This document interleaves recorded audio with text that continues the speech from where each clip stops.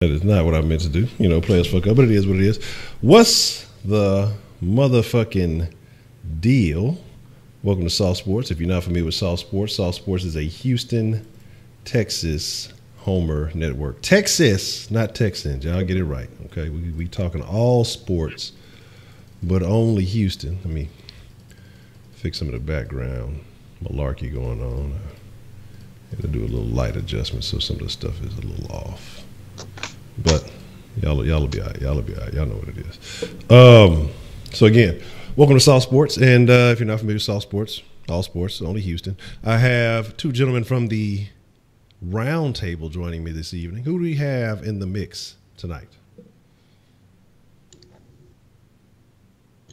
You got your boy Wise. And before anybody asks, oh, what shirt you wearing, Wise? Yeah, I'm wearing brown shirt today. Shout out to the Cleveland Browns. Uh-oh. Was that Carlos? Uh-oh. It's your boy Toxic City Tinny, and before you ask, I'm wearing the 99, baby. The JJ Watt. All right. So fuck that brown shit. All right. You know, but Wise got good reason. He got good reason. He got plug and connection. So we ain't gonna do him too bad. As long as you validate your reason. Same reason, you know, we give Spitz a little bit of a hard time. But you know what it is, man. Want to shout out to everybody.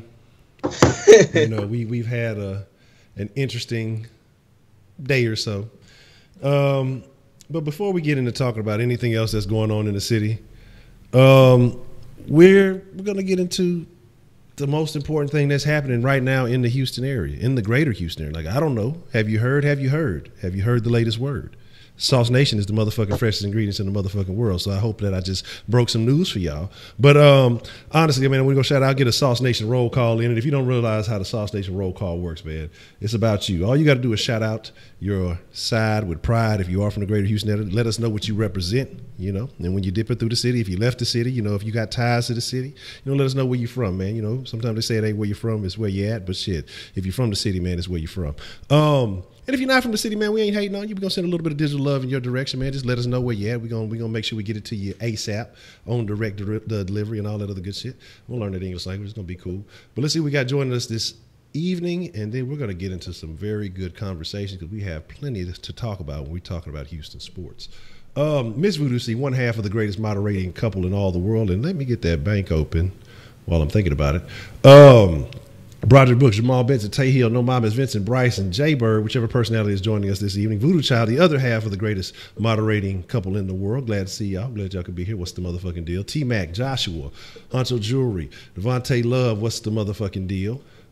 Indigo Chief. You say you give him time to finish this roll before it starts with AZ Dank and Texan Talk as I always did already. Big O, look, hit that hoe twice for your boy. You know, I've been reefer free for damn. I didn't even realize it's been 4 months now. Yeah, okay, cool. Let me see. Make sure. Victor Naotome, man up. What's the motherfucking deal, man? Always glad to see you. I'm sorry you had to go before I got to you, Vampire Lord. I gave you power. Always good to see you, man. Let's see. Wise, not only is he holding down the sauce on the stream, he's holding down the chat. Kenneth, you still a simp. You always gonna be a simp, you know. No matter how much game I try to give you, you still simping, boy. How many shoelaces you tied today, Kenneth? Your boy Anthony, what's the motherfucking deal? Let me see. Real Swift, always good to see you. BMT Big Money Texas in the house. I'm wearing my grandpa's shirt. That's what I'm wearing. No, I'm joking. My grandpa was short. He was shorter than me. I'm just wearing an old plain OV neck. You know, I keep it basic. 409 representing already. Kid, you gonna keep saying that shit, somebody go from PAT gonna run up on you. They gonna put them hands on you, you know what I'm saying? That's the land of the trio. Like the land of a trio for no reason, man. Them boys from Memorial must have did something to you. I don't know what it is. But here's the deal, man. So let's get into the conversation. Again, plenty of stuff to talk about. These two gentlemen did get to join us yesterday. I know they had some stuff going on, so definitely want to hear their thoughts about the game. I kind of want to talk about what happened yesterday later in the evening after the Texans won, and it's a very funny point. You know, Houston, we can never have nice things. You know, we can't get the teams. Everybody can't win on the same day. We can't get the sports guys to cooperate. You know, the Texans got the win. But the team that's doing the most damage in the city right now, even though that's the other team slogan, fuck that do damage shit. So we're going to come up with something different. The Astros end up taking the L. We'll talk a little bit about that and some of the interesting things that came out. There was a video that was released, and I kind of want to know Sauce Nation's opinion on that video that came out. Let's see. And another thing, like I said, we're going to talk a little bit of Rockets. You know, power rankings came out. We're going to get some thoughts on that. I mean, like I say, it's plenty to talk about when you're talking about the city of Houston. It's a lot going on, but let's start with the Stros, and as we'll lead into the Texas talk, because that's going to be the biggest topic, because there's so much to talk about that. The Astros end up taking the L yesterday, and I want to say, what was the end final score? 7-5, if I'm not mistaken, and it wasn't pretty. I'm gonna tell you something. I'm not a big baseball guy. I don't know a whole lot about baseball. I've only been kind of tuning in these last couple of playoffs. I caught a little bit of the end of the season last year. Mainly this year, I've mainly watched just the playoff games. I caught one or two games during the season, being honest with you. But fuck the green monster, fuck drinking monster, fuck anything, fuck the cookie monster, fuck anything with monster in it this week, as long as we dealing with fucking Boston, because that green monster fucking raggedy shit, damn near killing motherfuckers out there, you know what I'm saying, raggedy ass piece of shit, this old raggedy piece of tin just falling apart, they call it. I mean, that shit, just fuck that whole wall, fuck that whole deal, you know what I'm saying, that whole, tear down that wall. But, you know, it is what it is. But again, the Astros, I don't know. Like I say, I'm not the wisest guy. But I'm just saying, from what I'm looking at as a casual fan, it seemed like Cole had a little bit of a struggle early on, you know, as far as pitching. He didn't seem like he was just on the money. You know, it just kind of seemed like he was hitting the dirt a bit. His pitches were just a little bit off.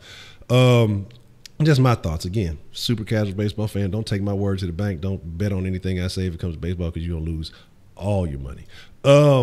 But you guys, I want to know your thoughts, you know, if you guys happened to catch the game yesterday, and, you know, just kind of what you saw and your thoughts on the Astros, man, and going forward, now that I think they'll be coming home to Houston tomorrow. And, you know, what do you think happens further on in this series? Well, I mean, the Astros got the next 3 games at home, so if this team wants to go to the World Series and they want to show that they're the most dominant team in the MLB, then they need to come out here and win these next 3 games at home, and don't even let the last 2 games go back to Boston. I mean, Boston has great bats. You got to look at guys in Mookie Betts. You got to look at Xander Bogaerts. You got to look at J.D. Martinez. All those guys are great at making contact. Garrett Cole looked a little bit rattled yesterday in the first inning, but with a lot of pitchers, they look rattled in the first inning. I mean, you have those nerves coming out, especially coming out in a stadium in Boston, which is known for hatred fans. We seen what happened at the Patriots game yesterday. Also, this guy, Marwin Gonzalez, he played his heart out. I mean, it's kind of sad that they have that big wall up there, and he tried to make a play for his pitcher and wound up hurting himself. But I was glad to see that guy get back up, because he's going to be pivotal to this Astros team for the rest of the season. This guy brings great defense, and as we've seen, he crushed one over that green monster. The game got kind of close at the end, and at one point, I thought Altuve had a home run, and I thought this game was going to slow down to 1, and I thought Brady was going to finish it off, but it's nothing to worry about. It's just one game. All we had to do was go to Boston and win 1, and now we got the opportunity to close out this series at home. Yes, let's do it. That's what they wanted anyway. Just want to make sure they brought it to the house. That's all they want to do. Some party in Houston. You got any other thoughts on last night's game, Tin Man? Yeah, man. I mean, I think it was just a big fluke. I mean, we know Cole could play a better game than he did last night. The simple fact of it is that Cole had a rough first inning.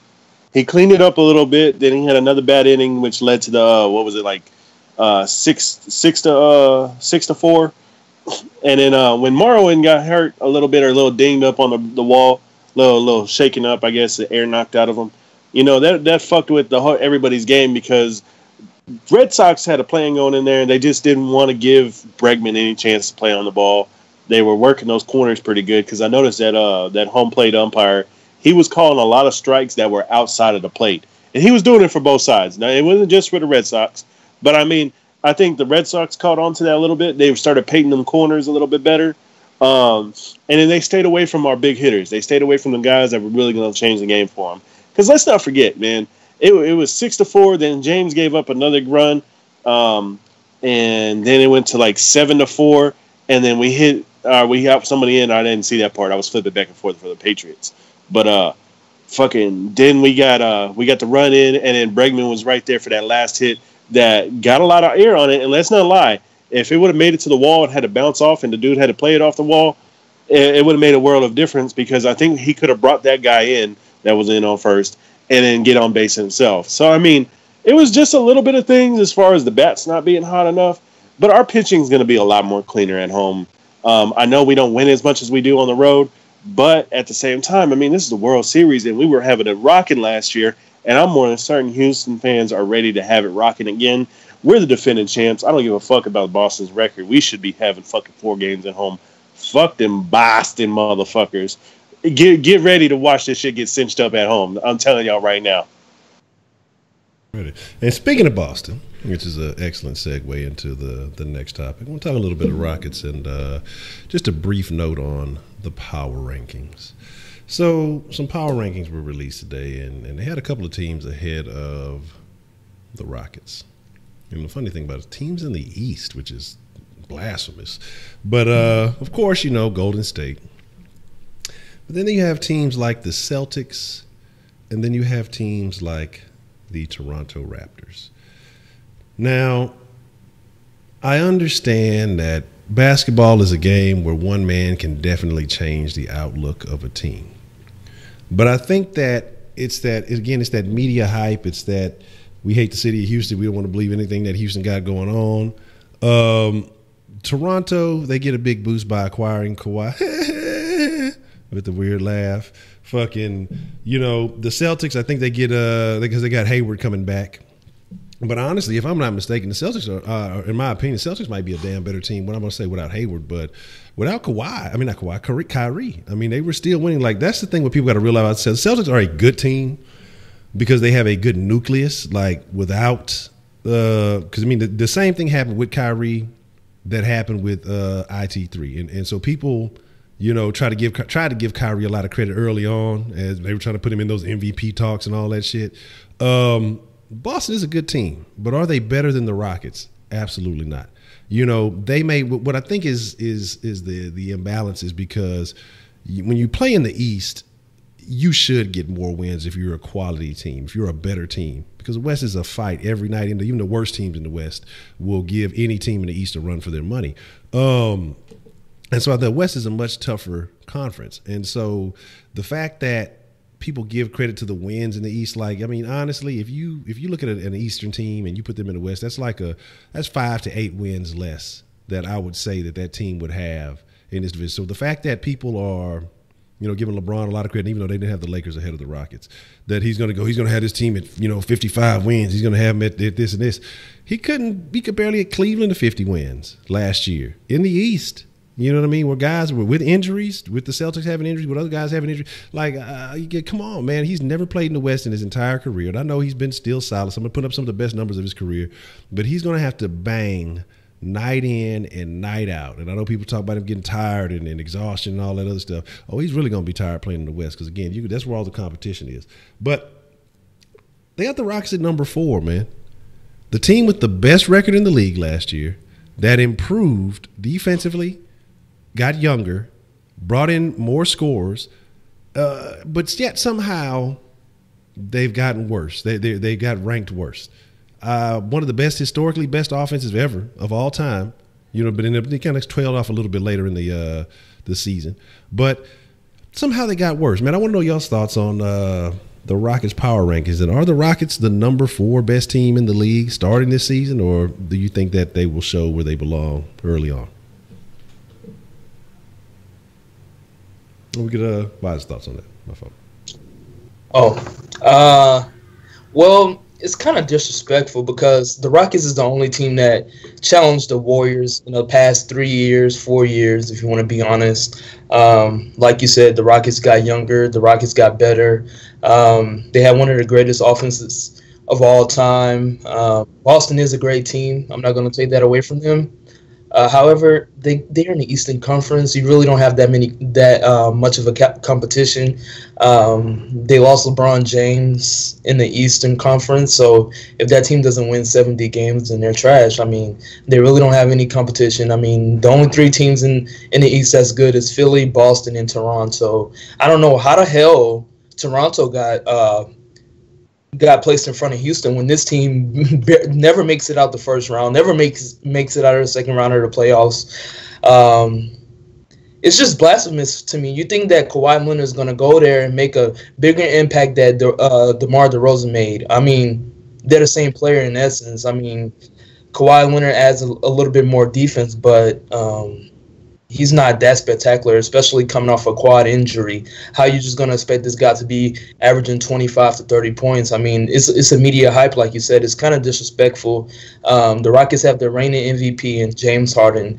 Carmelo's going to add another dynamic to this offense, another dynamic to the bench.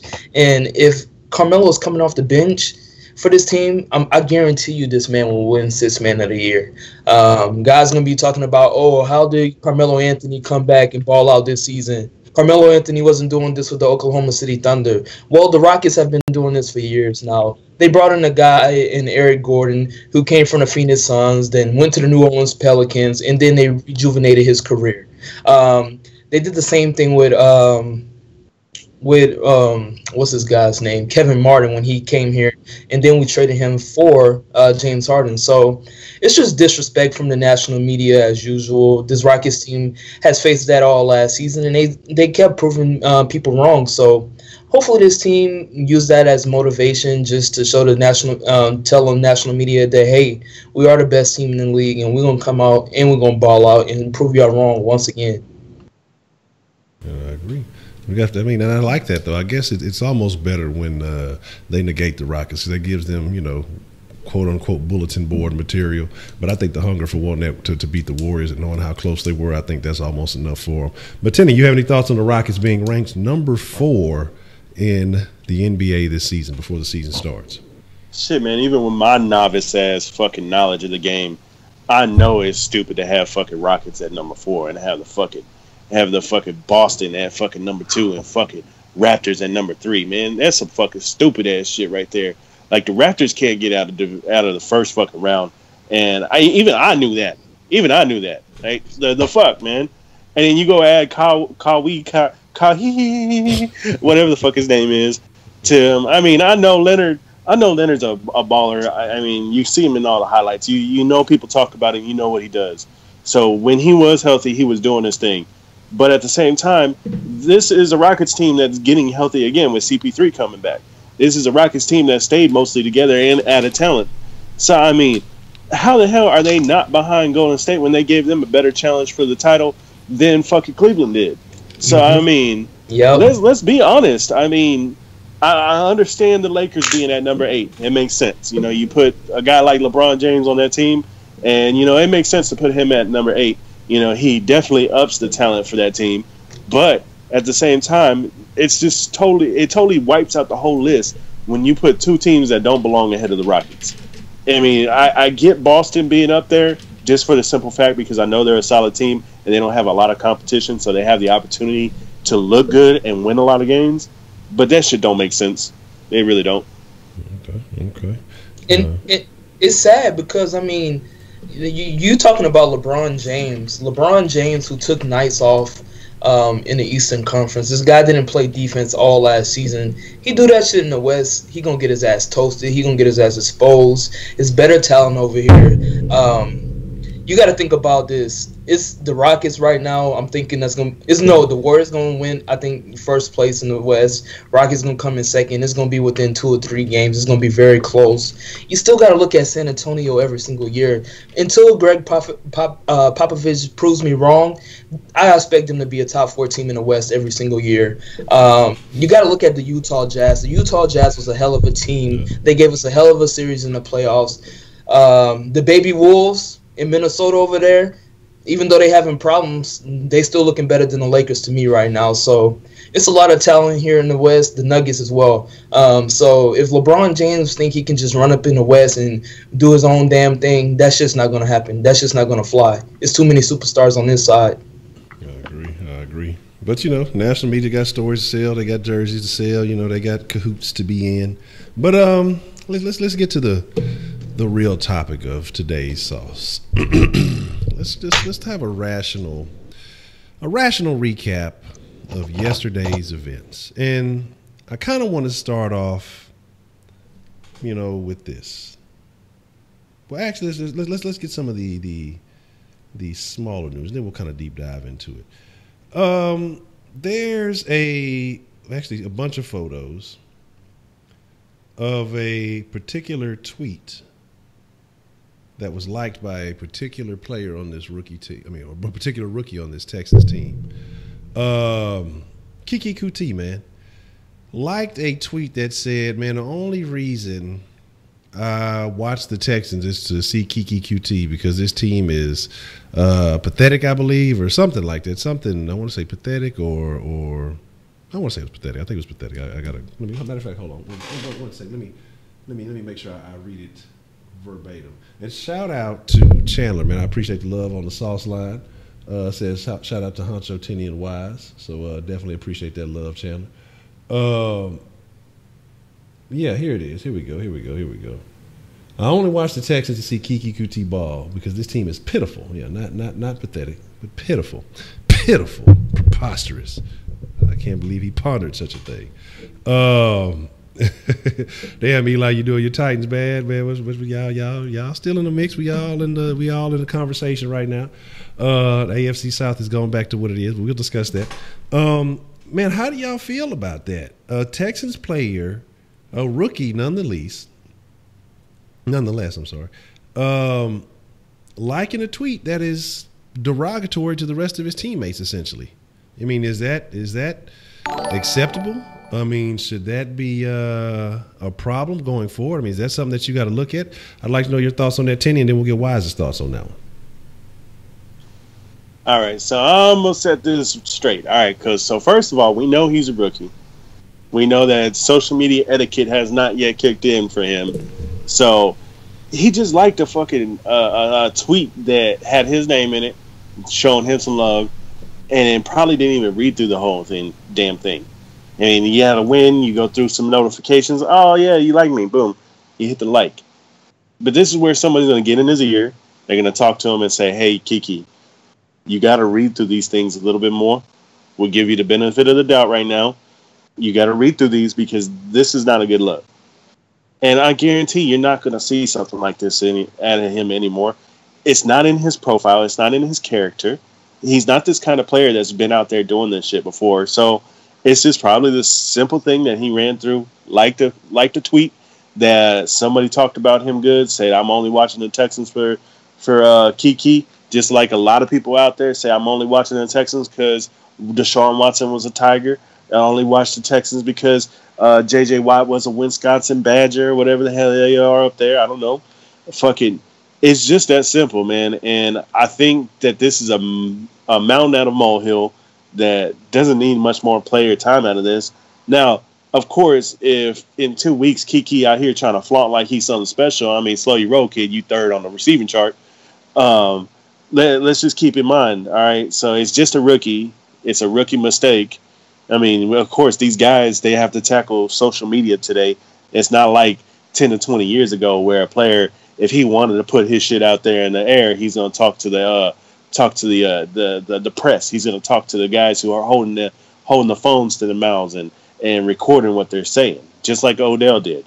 Odell didn't do no slide ass shit on social media, just, liking a bunch of fucking comments about how bad the Giants were. He came out and said the Giants were bad. So, I mean, these men all went to college. They have an opportunity to call themselves men.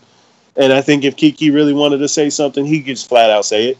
Grown-ass man. Do it. Put it out there if that's the way you feel. But I just think it's a social media mistake. Social media mistake, and I can see that. And I see a few people in the chat saying, hey, if he liked it, he co-signed it. And I mean, again, we give people the benefit of the doubt. You know, you got to. Again, young guy, NFL life, excited after win. I can see that. Hey, let me just run through this real quick, show the fans some love. They showing me some love, see my name. You know, ego is a hell of a thing. People love seeing their name, hearing their name, all that other good stuff. But there could be an alternative side. It could be a more sinister side of it. But we'll have to see. Wise, man, your thoughts on Kiki and the shady tweet? I mean, I can see that side to it as well. However, I mean, I see other guys like J. Joe on Twitter talking about how he made a great play. I see him commenting to the fans like, yo, J. Joe, you the best. He's saying thank you. He's showing love to the fans. He's reading his tweets. I see Will Fuller interacting with fans all positively. I see Deshaun Watson, DeAndre Hopkins, all these guys supporting each other. J.J. Watt supporting each other on social media. Tyrann, Honey Badger, whatever you want to call him. He's supporting everybody on Twitter. Why is a rookie out here liking tweets like that? That's inexcusable. That's irresponsible. Once you have that spotlight as an athlete, you learn from college about social media when you're in football. You can't go around liking tweets like that. You can't go around retweeting tweets like that and things like that. I mean, that's a bad look. You're making your brothers look bad. And you talk for the dude to disrespect your team and for you to even give him play like that's not even cool. It was the Eagles fan who tweeted at him. So he need to watch his shit. If I was Bill O'Brien, I would expose his ass, pull it up in the players' meeting, and be like, "Yo, look what Kiki is saying to y'all. This nigga better pay some rookie dues, better buy some groceries, better carry out helmets, carry something. He better make up for this shit because you can't go out there and let somebody dog your team like that. All these guys on your team busting their ass, trying to get some wins, trying to get some dubs. It's just inexcusable. You got to be more responsible. You got to pay attention. You got to be more aware. You just always got to be on your P's and Q's, and I don't find that as an excuse because if I was at my job and somebody said, oh, well, fuck this place, da-da-da-da-la, fuck my coworker or this on that, nah, that's my nigga, that's my brother. I'm not about to let you disrespect my brother in arms. We both in this fight together. We both got the common goal to reach in life. You're not about to sit up here and disrespect somebody just because.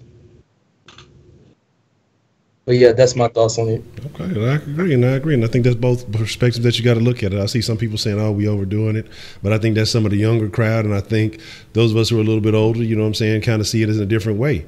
You know, as some of those folks who have just grown up with social media always being there, I think, you know, it's just how we do on social media. You know, we just liking this. What's the like? It don't mean nothing. Sometimes, like I say with the sauce, sometimes I'll be liking things. I mean, I necessarily completely agree, but I think you have to kind of acknowledge when you're at that level that, hey, I'm not endorsing this statement, because that people will take that like or a retweet or something. They'll take that as an endorsement of a particular statement. And those are things that have to be clarified, because then you start having this conversation. Again, you know, these are the people you go out to bat with. These are the people that you play ball with. You know, again, you talk about football is a violent sport where injuries happen all the time, things that happen. I mean, you go to practice, you go to war with these people. It's not like real war, but, you know, on the battlefield, if you want to call the field, whatever. Y'all know what I'm saying. I'm not comparing it to the situation where you got IEDs and shit blowing your ass and we don't know what's happening. That's a completely different conversation. That don't happen in football. Thank God. But, you know, you go through turmoil and triumph with these guys, and the fact that you just gonna agree to somebody saying, "Oh, they pitiful," that's like if you got a partner that you've been kicking with. This supposed to be your dog. This supposed to be your boy. Oh man, you know I fuck with you, but your partner, though, whole ass nigga. This supposed to be your best friend or your amigo. You shouldn't tolerate. Even hey, if you fuck with me, but you don't fuck with him, then you need to chill all that talk. Like, you know, I respect you and your opinions, but you gonna keep all that bullshit away from me, because otherwise we're gonna have some issues. You know what I'm saying? I mean, that's how you should feel about it. You know what I'm saying? Like, I ain't gonna tell no man he can't think this or he can't think that, but it's certain conversations you could have about me, and if that man's not present to have that conversation, then we're not having that conversation. You know what I mean? So it is what it is. But you know, that's the tweet. That's the shady tweet.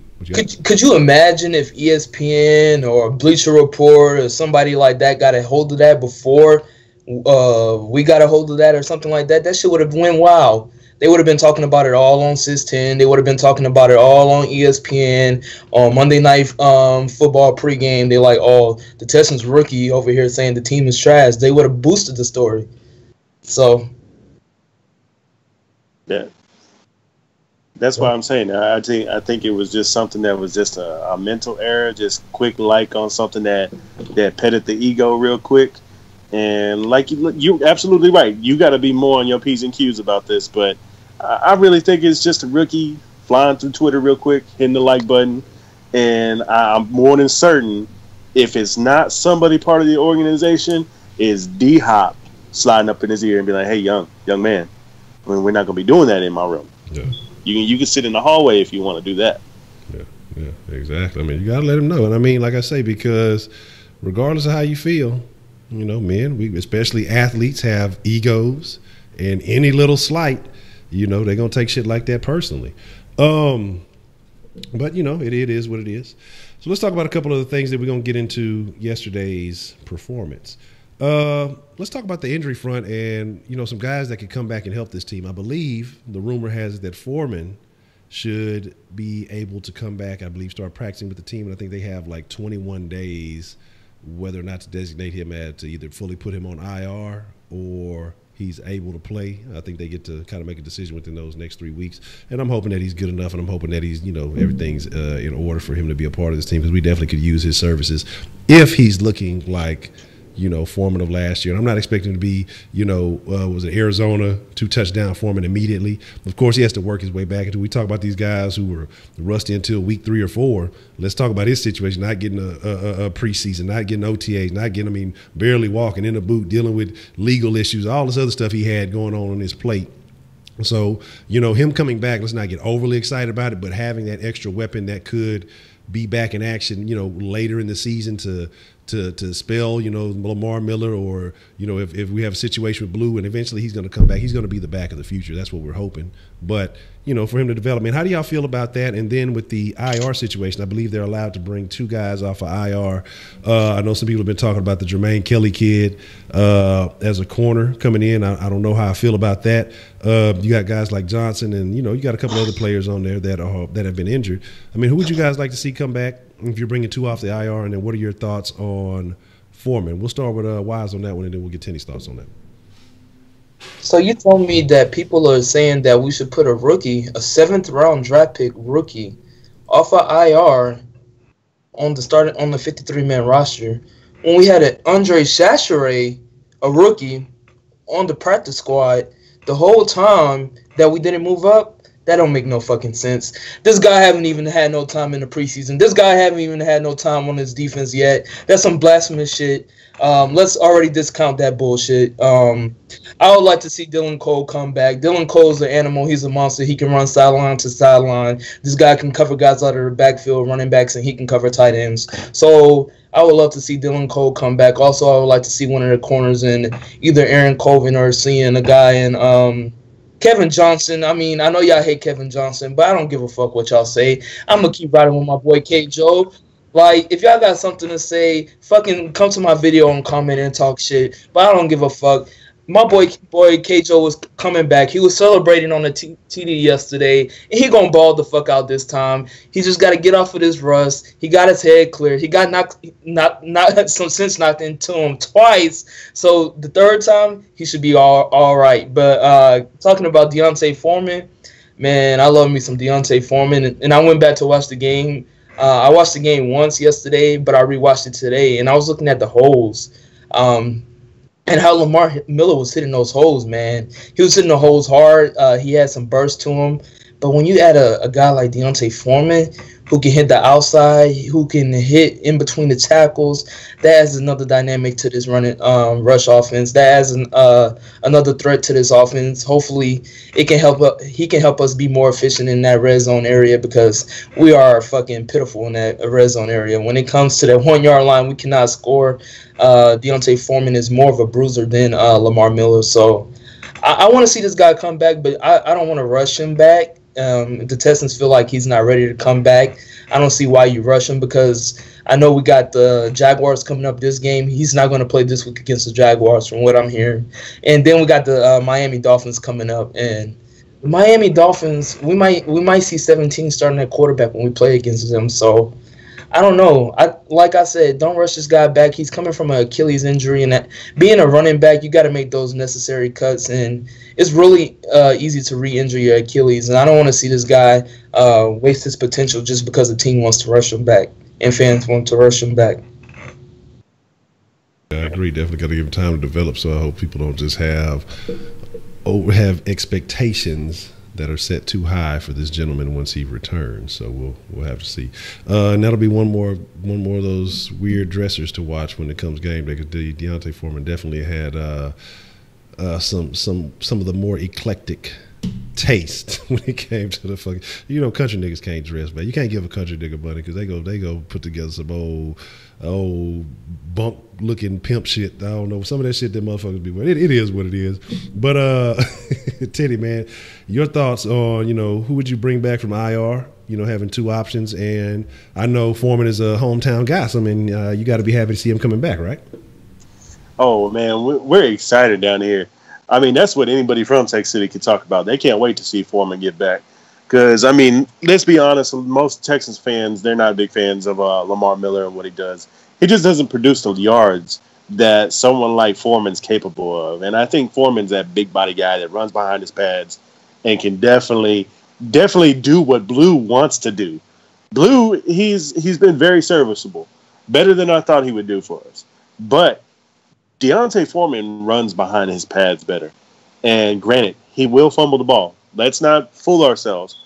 But I love it when he fumbles the ball. Because as soon as he fumbles the ball, he comes out ready to kill motherfuckers.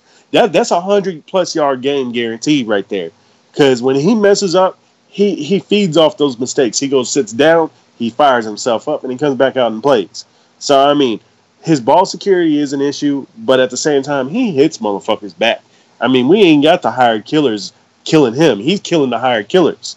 So, I mean, let's be honest. Deontay Foreman adds a total new wrinkle to this fucking offensive firepower that we got, or stuttering firepower that we got. But as far as players I want to see come back, K-Joe can keep his ass on the sideline with all them damn concussions he got. I swear to God, I hope he thinks he's a trainer right now. He been on the sideline so long. Oh, my God. Fucking. I would love to see Aaron Colvin over K-Joe right now. I'm telling you right now. Because Aaron Colvin produced better than K-Joe has since he's been here. And that's not saying a whole lot, but it's saying something. And let's just be honest. If we could have anybody back today from that IR list, it definitely be Dylan Cole. I mean, I know we all love Dylan Cole. We love his way he dissects the offense, and he can just get there and be at the point of contact and at those spark plays to help big plays not happen. Dylan Cole is sorely missed on this defense, even though we are flying pretty high right now. But having him out there would totally fucking just destroy people's schemes on us. I could definitely agree with you on that, man. Definitely agree with you on that. All right. Let's take a look at some things. Let's do some deep diving, man. Let's have a little conversation, and then we'll open up the sauce line shortly. I've had a few texts. Some people say, hey, you open that sauce line up. I got some things I need to say, so we're going to make sure we let y'all say what it is y'all need to say. But we got to cover this game that happened yesterday. I want to hear some opinions from these two gentlemen. Haven't had a chance to, discuss it with the nation. Yesterday, the Texans defeat the Bills. I don't even remember the score. Was it 20-13? something like that in the end. I think I don't even remember. Was it 2013? I don't even remember. It was just because at the end it was just a little weird place that we were in. It was just because you're just like, oh, it's about to get real ugly. It's about to be over with. And then Jonathan fucking Joseph. Thank God for that milk dud motherfucker. No, I got all kind of love for J. Joe. I got love for J. Joe, man. I mean, yeah, because he been holding. I almost said love for K. I got love for K. Joe too. Y'all gonna stop hating on my boy, man. Again, he might mess up my crow claws, but it's all good. But J. Joe comes back and seals the deal. Kareem ices the cake. But outside of that, man, honestly, don't feel like the Texans played a good game. I think that's the one thing that we can agree on as Texans fans. It was not a pretty game in any form. Maybe the highlight of the game was Hopkins' touchdown, but there was a real absence of offense this game because in games prior, even though they've been close, we've been putting up the yards. We've been moving it between the 20s. But then for some reason, when we get to that 10-yard and in, we can't score. Goal line situations are a problem. Man, there's a lot of factors that we can blame on this, but I want to get these gentlemen's opinion. Just we'll start with Wise and just overall looking at yesterday's game, man. What were your thoughts? What was the good? What was the bad? And where do we need to improve, man? The good was the defense. I mean, the defense did their job. I was impressed with the defense. They did what they had to do. Romeo Crennel had his defense looking on par. Shareece Wright been looking like trash, like I've been saying. He's trash. He's going to be trash every week, regardless of the fact. Every game he gets a touchdown scored on him, so that's our weakest link on our defense right now. Offensive line, Julian Davenport didn't look good yesterday. Kendall Lamb didn't look good yesterday. None of the receivers really impressed me yesterday except for DeAndre Hopkins. DeAndre Hopkins did snag Tre'Davious White.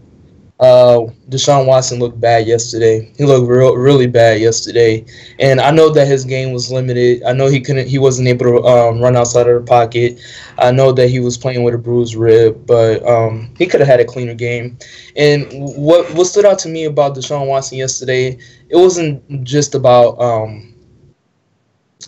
it was about his execution. It was about his ability to read defenses. It's about his decision making, because it's inexcusable for you to throw. I mean, you break all these tackles, you run outside the pocket, you see nobody. Wait, actually, I went back to go watch that play. Lamar Miller was wide open, but Deshaun Watson decides to throw in double coverage to Ryan Griffin, and he throws an interception when we have an opportunity to score some points before the half. He's been doing that a lot this season. I mean, he's did it the first week, the second week, the third week. And usually I defend Deshaun Watson, but he got to clean up those type of mistakes. Usually I can say, man, Bill O'Brien making some suspect play calls, but I can't blame Bill O'Brien. Bill O'Brien actually, he's been having a good game plan these last two games. I mean, the team's been looking more disciplined. It just comes down to execution. I mean, Will Fuller's not creating separation at the line against these cornerbacks when he's going against a guy. That's Phillip Gaines, who played for the Kansas City Chiefs, who was trash.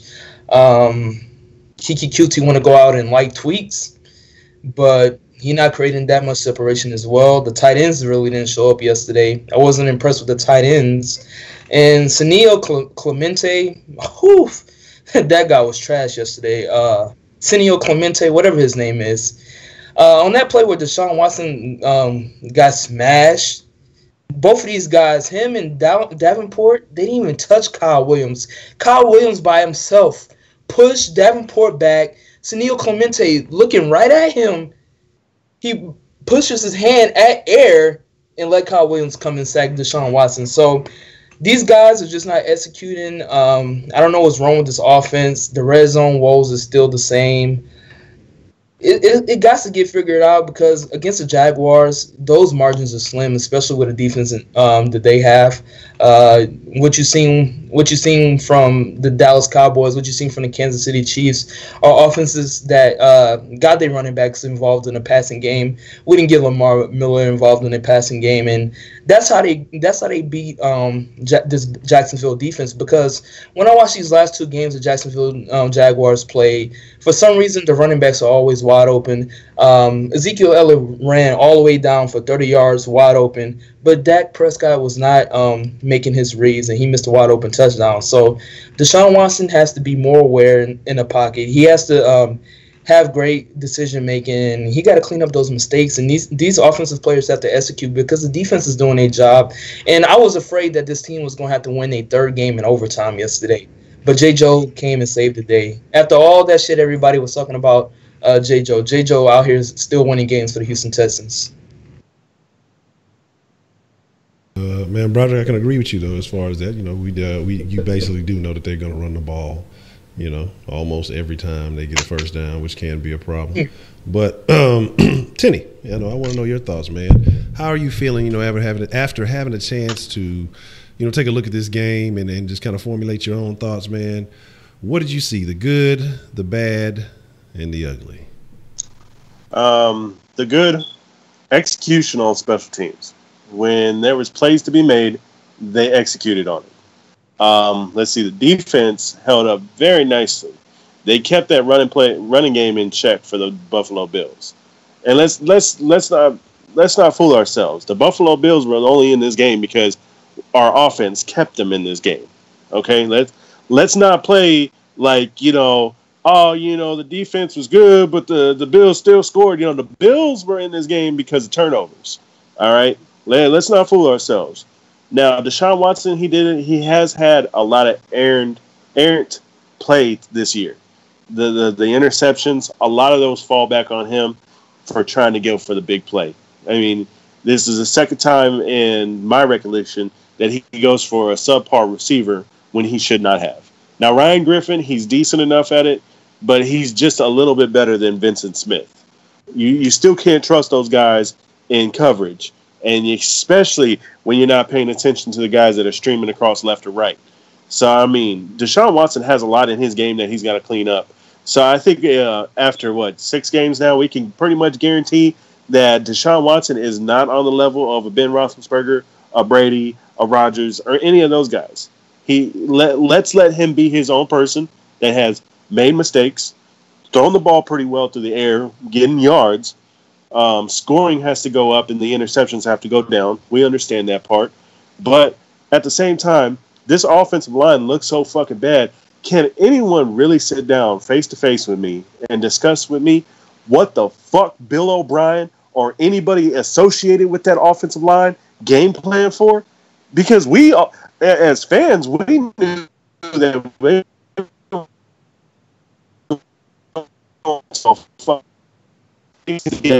they have some great pass defense, and their pass rushers really got after it. Who the fuck were they planning on stopping? It was like they just went out there and like, okay, y'all going to face the Bills this week. Don't need to watch game film. Y'all just go out there and do your thing. You know, that's what it felt like. Just looking at them, that's what it was like. Somebody sat in the fucking film room with them and like, well, we don't have really film on the Buffalo Bills. I mean, we can show you some highlight videos from the 90s when they went to the Super Bowl like 4 times in a row, but we really don't have nothing on them. You know, just know that they're going to be in these god-awful white with red and blue jerseys on, and you just got to hit them in the numbers and stop them. It was like they didn't take into account their skills, their abilities, who bull rushes, who doesn't, who do we need to kick out for a double play. It was none of that going on.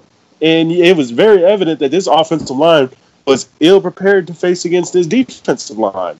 I mean, and I know so many people get out there and get tired of the Bill O'Brien jump on his shit, but you know what? Bill O'Brien has years of doing this shit where we come out, lose like 3 or 2, then we come back and we win and get back to 500, and then we have these wins that just don't look like wins. They're not convincing wins, and we just have a complete breakdown in gameplay.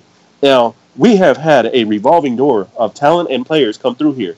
So I am off of this escalator that likes to ride up and saying it's the players, it's the players, it's the players, when we need to be saying, okay, well, who's scheming, who's putting the film on and deciding who takes care of who works together to stop these players from impacting the game.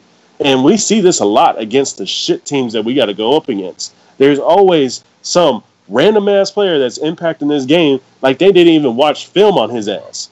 So, I mean, like I said in a tweet this morning, there is a fundamental issue starting with the fucking front office, with the fucking coaching, and with the players.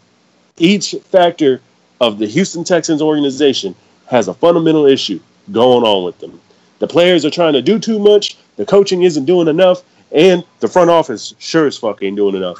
We got holes on this team. We need to start making some trades. Okay.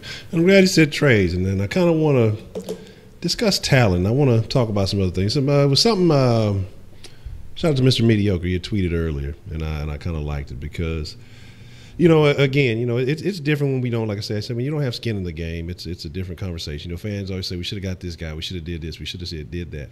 I'm going back and I'm looking at this free agency period, saying, well, why didn't the Texans make some moves? Because this offensive line is suspect. But by all accounts, I'm thinking about all the big name old linemen who kind of got shuffled around, who went places. And none of those guys really seem to be panning out where they went, So, I mean, did the Texans really have options? Because from what I'm hearing, Norwell's not looking that great in Jacksonville. We've seen Soldier. He's not looking too hot. I'm forgetting somebody, too. It was somebody else that I know a lot of people were interested in. I can't think of his fucking name. But it was another guy, and again, like they're just not looking that great because I know these were names. Well, hey, let's go get him. He's a tackle. He's available. Damn it, who the fuck am I thinking of? But anyway, so what is it? What is the real option? Because again, I tweeted that I'd rather be. If we're gonna be ass, at least we're ass and have some money to spend next year, as opposed to have signed these guys to long-term deals and be broke and then be stuck with them. Because I give that to Gain.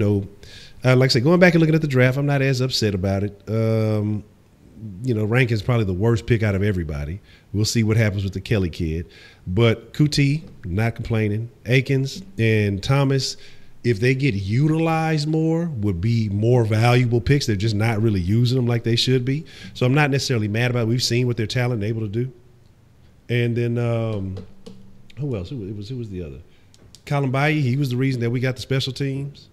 And Duke. Duke. Oh, yeah. And Duke. Yeah, Duke. I have no complaints about Duke at all.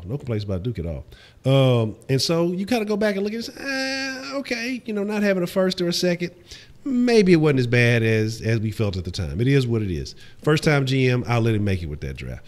But you look at the free agency, and I'm just like, man, were there really options for the Texans? And, good linemen are hard to come by. A lot of the guys that we talked about in the draft haven't been looking the greatest. You got Wynn went down early. I know a lot of guys, liked Will Hernandez, and I think he's doing about kind of so-so. I don't think he's just balling out of control, but I think he's doing all right. He's up there with the Giants. There was a couple other guys that we may have had a chance to get to, but I don't think those guys were kind of out of our league. We saw what happened with old buddy when J.J. Watt basically stole his soul. Damn, who was the kid? The beast, the motherfucker that everybody liked out of Notre Dame. Quentin Nelson. Yeah, Nelson. Yeah, there you go. You know what I mean? And so it's just a lot of these guys, that we were sitting talking. And again, that's J.J. Watt. But, what can the Texans do? Because let's be honest.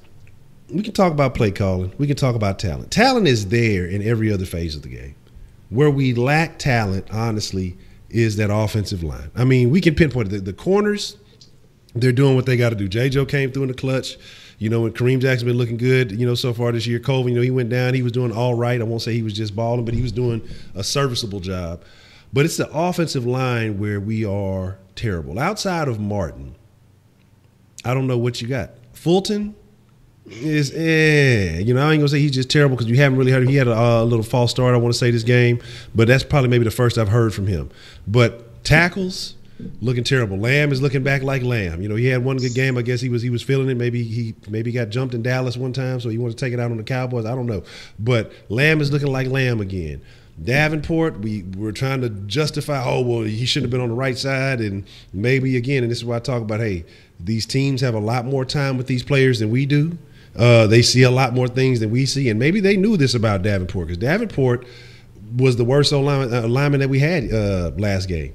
I mean, looking terrible, looking off. I mean, just bad, looking as bad as Rankin. Like, I mean, you almost could. They would have been interchangeable this last game. So, I mean, what can the Texans seriously do to find a way to protect the franchise quarterback? Because if they keep going at the pace that they're going right now, Deshaun Watson will be dead by week 13. So, what is your opinion, Tenny? And then we'll get Wise's thoughts on that. What can the Texans legitimately do to try to fix this problem? Legitimately? Yeah. I mean, you got to trade for a right tackle. You got to trade for a right tackle or a left tackle. You don't get any option other than that. You got to target somebody that is very, very good at what he does and very solid at it. We need somebody on par as far as skill level as Nick Martin, quite honestly. Because if you can shore up one side of that, you start to see Kelemene and Fulton's woes go away. Now, granted, you can replace Kelemene, keep Fulton, and start to see that O-line start to straighten up and start to play more solid. But like I said, this front office has to get up off its fucking ass. We have to go target somebody that can play that position. That's a true blue right tackle or a true blue left tackle. We need somebody that's going to be able to handle the bull rush and the stunts and everything like that. Because quite honestly, Norwell, I already said that he was going to an already good offensive line. So you wouldn't see him shine amongst diamonds. If you take a diamond and put it with other diamonds, how do you know that was the diamond that you put there? So at the same time, Norwell would have came here and would have shined. I mean, we could have put Norwell in Fulton's spot and shifted Fulton over to the left side. Yeah. And we would be a lot more solid in the center. Yeah. I mean, it was just a matter of wanting to pay him. I think everybody was on board and not paying Solder the money that he wanted. It was his old player. Paying him that much is not going to pan out well, especially if you got to tie up that much money in an older player. When you want to see more out of this team and you got more players, you got to pay. And we were still talking about the Clowney contract. So, I mean, that's what held up some of this money, I think. I don't think they saw eye to eye, but they were constantly just leaving that money shelved for Clowney. So, I mean, honestly, this front office has to go out there and target somebody, whether it be a backup, rather it be a guy who's unhappy with the situation like Brown was here last year. Even if it means unloading on a player, we got to do it. Even if it means unloading on one of these number twos. There is no cost too high to protect this quarterback right now. He has the talent. He's still in his second year, barely second year. So, I mean, the sooner that we can start protecting him, the sooner we can start to see a turnaround in his talent or start to see more of an evaluation of what he can and can't do and what his ceiling is. Wise, man, your thoughts. What can the Texans legitimately do, man, to try to fix this offensive line? Because me personally, I feel if you fix this offensive line, you fix 80% of the Texans' problems. And if you can fix 80% of the Texans' problems, you're talking about a very dangerous team to deal with because no team is going to be perfect. So what do you feel like we can do if we can fix this offensive line to get Deshaun Watson some protection? I mean, at this point, I can't even tell you, to be honest. I mean, you can go out there and try to draft some rookies in this draft and hope that they pan out. But usually it's rare that you get an offensive lineman that just steps in and get the job done in his first year or his second year. It takes these guys to develop usually. So I would like the Texans to go look at some veteran guys, some veteran tackles, guys who got experience, guys who's been looking good, guys that's not backups, guys that actually shown that they can protect quarterbacks, because it's kind of getting kind of sad to see Deshaun Watson get torn up game after game after game. I'm watching the film. I'm seeing both of the tackles get beat off the ball. I'm seeing the pocket collapse. Deshaun Watson got to step up into his throw, step up into the pocket. The guy almost getting his ACL taken out every single week. That's just a bad look, man. And they better do something about it before we lose this guy once again to a torn ACL or something like that. You gotta evaluate your talent better. I don't know. You need to go hire some scouts that can do. It starts off with the scouting. You need to go hire some scouts that can scout offensive linemen, because you taking a risk in a guy in like Julian Davenport, you taking a guy in Martinez Rankin. That tells me you don't know how to scout offensive linemen. Because we knew Martinez Rankin wasn't no goddamn tackle. He might pan out later on in his career. I don't know that yet, but so far it hasn't been good. The guy looks more of an interior lineman than an exterior lineman to me. But I don't know, man. They need to do something. You got 2 second-round picks. You got a first-round pick. You got you got a third-round pick. You need to draft O-line and secondary. I don't want to see you taking no linebackers. I don't want to see you taking no wide receivers. I don't want to see you taking no running back. You better go get offensive linemen, and you better go get cornerbacks, because it is good to see what we're seeing with J. Joe this year, but J. Joe is getting old. Let's be real here. He's going to be 35 next season. And Julian Davenport probably won't be the left tackle next season. I don't know if this guy will even make it through the season as a starter if he keeps putting up performances like he did last week against the Buffalo Bills, who have no talent at the defensive end position.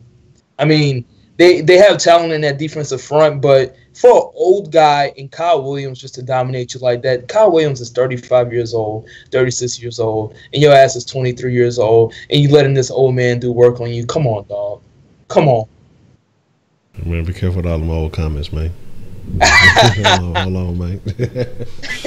He ain't old, but you get what I'm saying. What you talking about, Wise? You want to get up in the trench with me? Yeah. Huh? 300 pounds. What your little $160 ass gonna do to me? You push me around.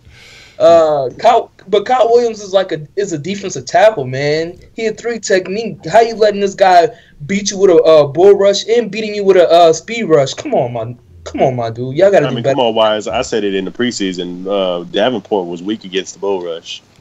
You did say that. Here's the deal. So this is what we're finna do, man. Give me 1 second. I'm gonna double check, make sure all the audio is copacetic, and we're gonna open up the Sauceline.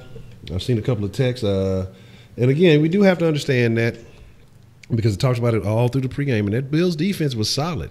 They were number 1 in the league in creating fumbles. You know what I mean? That's what they did. And what did they go into this game and do? Created fumbles. Now, one of those interceptions I'm not going to blame on Deshaun. It was tipped at the line. I mean, it is what it is. There's not too much you can do about that.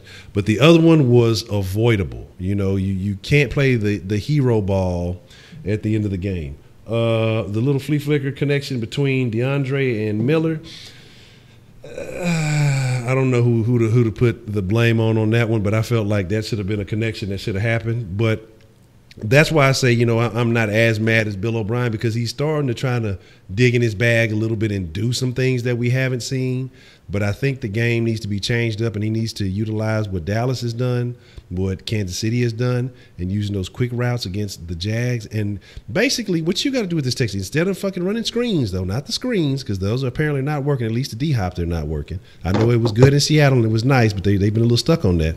But using quick routes, get the ball in your playmakers' hands and let them make plays. You know, I understand you want to utilize Deshaun's skill set, but hey, and I've seen some people talking in the chat about, you know, as far as that's what Mahomes is doing. Yeah, that's what Mahomes is doing. He looks great because he's throwing the ball maybe 5-10 yards, if that, and letting the playmakers do the rest. When you're throwing the ball to Kelsey gonna eat. Hill gonna eat. You know, guys like that, they're gonna eat. You have talent, man, and so that's why it looks so good. It's not that he's doing anything really exceptional. He'll make a big play here and there. That's not to doubt him and say that he doesn't have the arm to make the big throws, but you see he's not as accurate when he has to go downfield. I mean, you see that. Look at last night, Honcho. That 75-yard touchdown from Tyreek Hill. Yeah. It wasn't a straight route. It wasn't a fade route. He went across the field and got open on the zone. I mean, we just ain't doing shit like that. Yeah, that's what I tried to tell Spitz, but Spitz said Patrick Mahomes made that play. Tyreek Hill made that play, dog. He was wide open. I could throw that ball to Tyreek Hill. How wide open he was. Come on, dog. Give me just a second. Let me say, like I said, we go test the audio real quick, make sure everything is copacetic with the sauce line, and then we'll start taking some calls.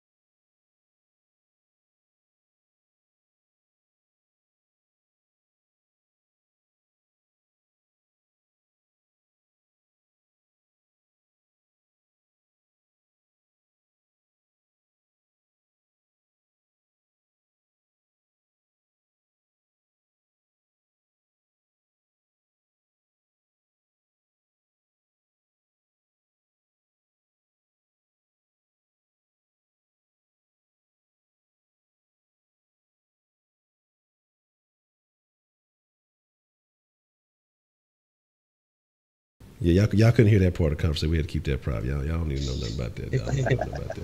But again, let's go ahead and open up the sauce line, man. We'll take some calls. We want to know what y'all have to say because ultimately, man, you guys are the fresh motherfucking ingredients. You guys are what makes this shake. Give me one second. I ain't got it open yet.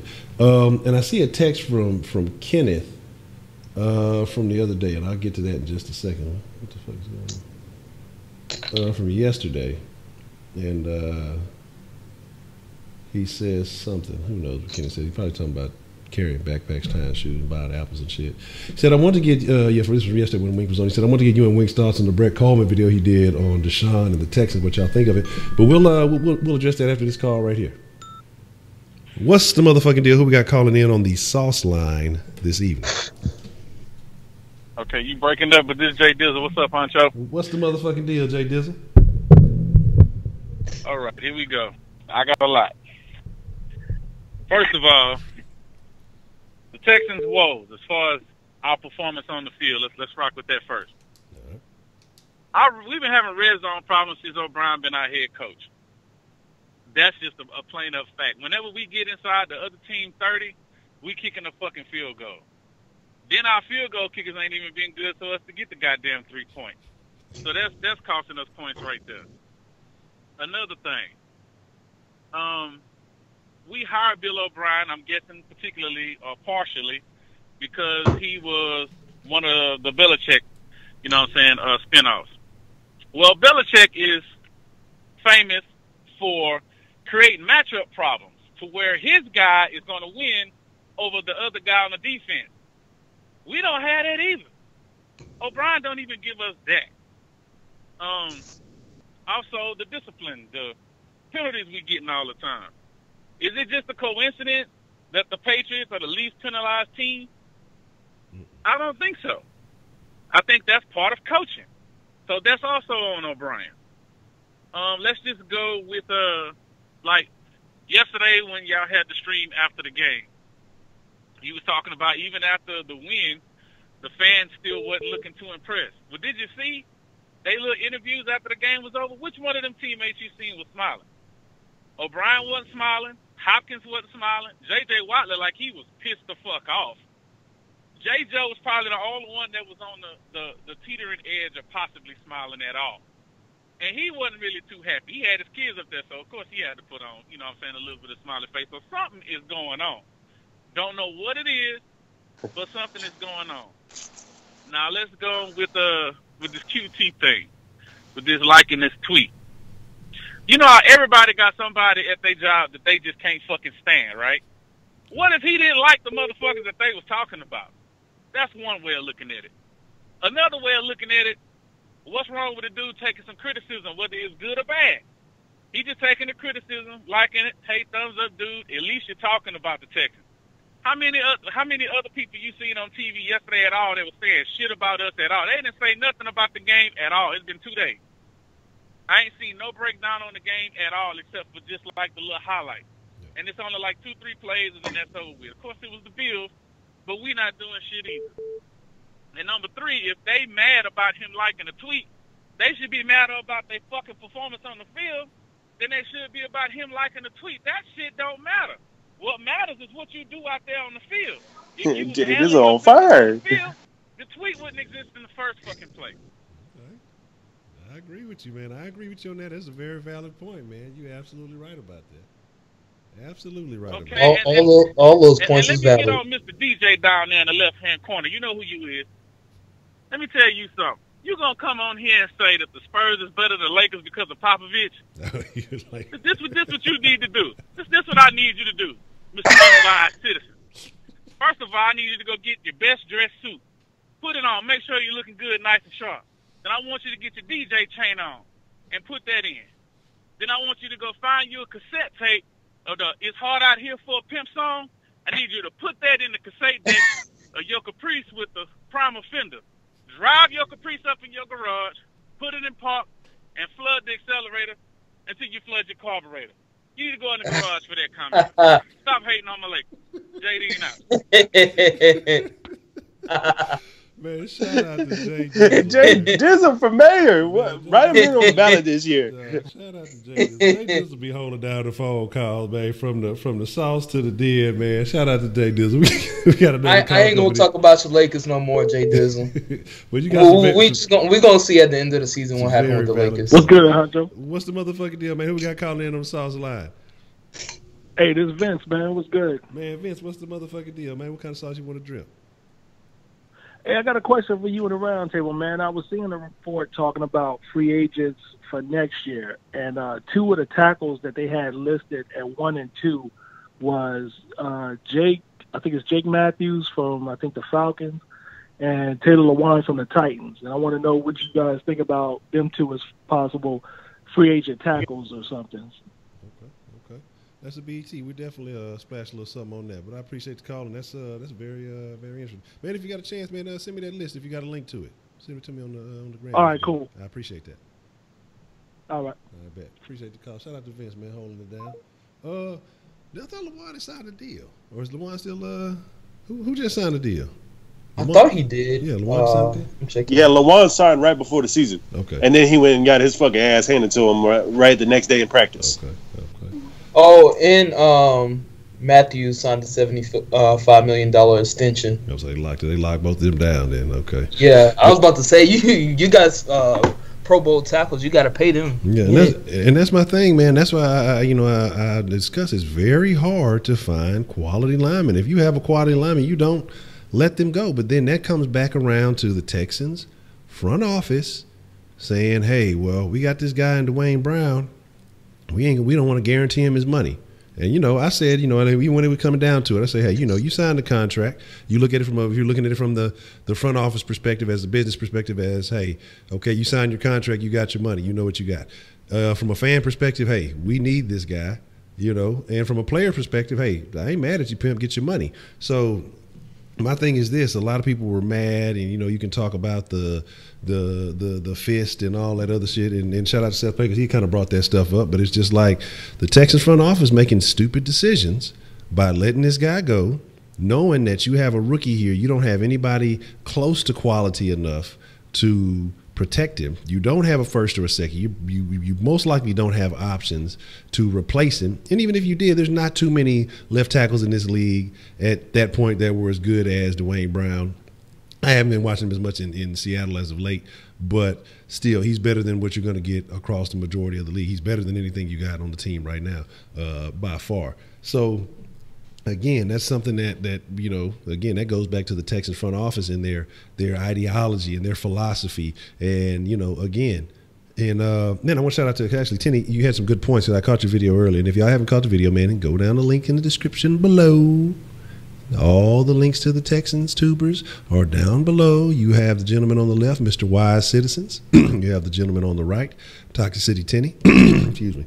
And the links are in the description below, so make sure y'all check them out. They putting out good content all week long. If y'all need to, get your Texans fix, hey, when you're not in the sauce, there's always good content out there for you, man. So make sure you go show some love, subscribe, and tune in. But Tenny dropped a video today, man. There was some very good points, and I kind of want to discuss that. We're talking about mediocrity. Has Houston become accustomed to mediocrity? Because, not even just with the Texans. Now, the Astros, they put in work. They came home with the hardware last year. They're fighting for the hardware again this year. The Rockets, they've been managing getting deeper in the playoffs. They had a couple of years where they were so-so, but the Rockets have managed to stay relevant without ever tanking. And that's my thing about them. But the Texans, they'll have a year or two where they're looking like they could possibly do something. Never comes to fruition. Getting out that first round, maybe not. Getting out that second round, not going to happen. And the chance they did happen, Jacoby Jones traded on us. I don't care what nobody says. But could have got Peyton Manning. Yeah, could have got Peyton Manning. Like, does that the Texans franchise does not pull the trigger on big moves.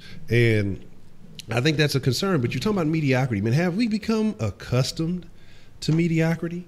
Have we become just like, well, it's the Texans. I love my team because I love football and I love my city, but that's just what the Texans do. We can't, expect them to go and be like, honestly, what is the biggest big names? I mean, picking up the Honey Badger, nobody believed. Like, remember when we came back, we said we picked up, he didn't even believe it. Like, you couldn't believe it because the Texans don't do stuff like that, and that was probably a move made by JJ. JJ probably had to get in there and say something like, look, You know, I'm finna slap somebody in this motherfucker if y'all don't go pick up Honey Badger. You want to come play here, goddamn it. You know, we need this shit. See, JJ be putting that act on for y'all. Y'all be thinking he a nice guy. The motherfucker a stone cold killer when the motherfucking cameras go off, you know. But anyway, why do you think that is? I mean, is it, in your mind, do they really feel like their philosophy, their methodology is just so great that it's going to lead them to the promised land, or are they just more concerned as long as the money keeps rolling in that they don't give a fuck? I mean, what do you feel is the issue with this Texans team, man? Man, the issue is this fan base, man. I mean, quite honestly, I'm not calling for people to go to meet these players at their door and argue with them out when they have a dinner with their families or something. What I'm saying is be vocal. Call into the sports radio shows. Voice your disgruntled feelings for this organization and how it's been run. When we sign a guy who comes in and has to fucking deal with the last guy's crew and equipment, that's not a good thing. And even I defended Brian Gaines on this. I mean, he went off of Rick Smith's draft board. He went off of the advice of Rick Smith's scouts. So I mean, let's take a step back and look at this and really acknowledge this. We as fans forgive this organization too easily, too readily. We were just 0-3, and we stumbled our way through 3 wins. I mean, we forgive that. There are people on Twitter, on Facebook, saying, I'll take that. No, don't say I'll take that. Say, I want better. Say, I deserve better because I buy your merchandise. I invest in your team. I do not deserve to sit here and watch you go 0-3 and stumble to 3 wins and then possibly looking at a 3-4 record come after this Sunday. And it's a very good possibility. And that should not be acceptable. We did it when they lost the divisional round against the Ravens their first year in the playoffs. Everybody showed up to the stadium. Oh, we're so proud of y'all. We're so proud of y'all. In hindsight, that was a very bad thing to do. That's like petting your dog because he pissed on the floor. Like, seriously. Like, no. We have to be stern. We have to give them the cold shoulder so they can start to realize you have to assimilate into us. We do not assimilate into you. Your mistakes, your missteps, you need to wear those. You need to be responsible for what you're doing wrong. And that's the whole reason why we as a fan base have been singing the same song and dance with Bill O'Brien. Oh, it's okay. He'll get better next year. Oh no, we did 9-7. No, we did 9-7 again. No, it's fine. All he needs is a quarterback. He has the guts to pull that quarterback out when he's not going good. Now we got a bomb-ass quarterback like Deshaun Watson with talent. And what are we going to say? Pull Deshaun Watson? Put Brandon Whedon in there. How about Joe Webb? Let's put Joe Webb in there because he's going to be the difference maker. I mean, really, are we going to say that? Are we going to accept something like that? No. I mean, we as the fan base have enabled this behavior. And quite honestly, McNair, his little scared with cancer, comes back out shooting his racist guns everywhere. Oh, I'm taking you like this. Y'all prisoners and I'm the warden. Y'all gonna answer to me. I ain't never seen a man go through a near-life experience and come out and hated, full of hatred. This motherfucker come out just saying, fuck y'all, fuck you. Oh, that's your baby? Get the hell out of my face. I mean, that's how it is. It's just a don't give a fuck about you attitude. In Houston, y'all should be offended, and we need to speak out on it and speak up on it. Okay. Wise, you got any thoughts on that, man? Like, what's the deal with the Texans, man? I agree with Tinny. I mean, the fans, if you don't realize it or not, you paying for this team to stay relevant. You paying for the stadium. You paying your tax dollars are coming out of your paycheck to go and fund any event that NRG is having. If you realize it or not, the tax man getting your dollars.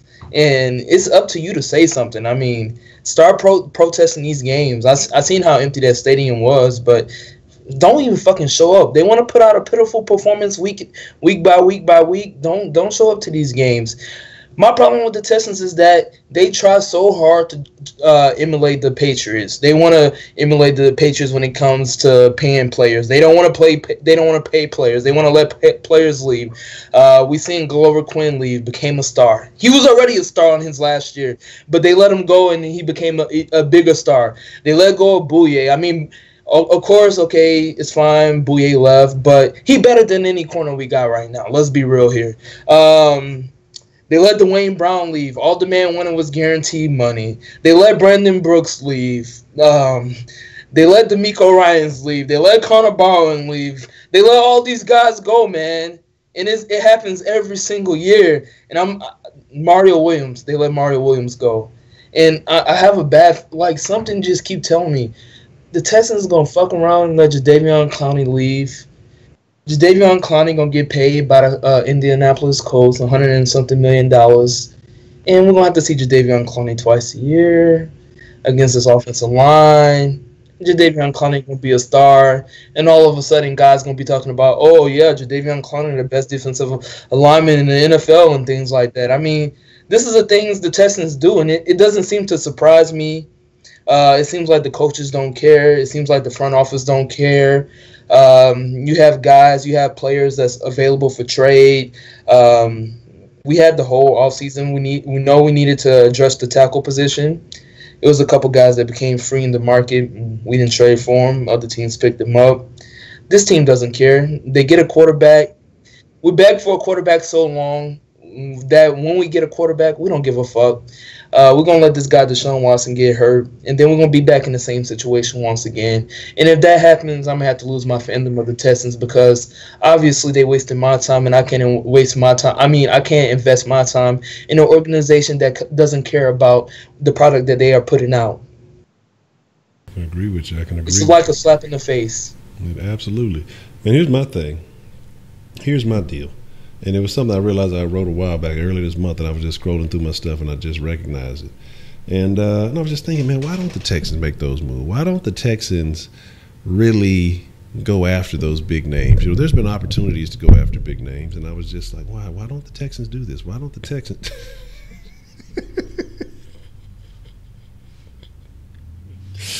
Why don't the Texans, why don't they really go for it? And I'm just wondering, here's a couple ideas I came across. I just want to know y'all's thoughts on this. And then we got a couple of texts that actually just came in on Sauceline. I want to answer those. And then we'll get ready to wrap it up here before too long. And I say, why the Texans don't pick up big name free agents? And I think that here's a couple of the reasons why. When you bring up a big name free agent, especially from a program that was successful, I think,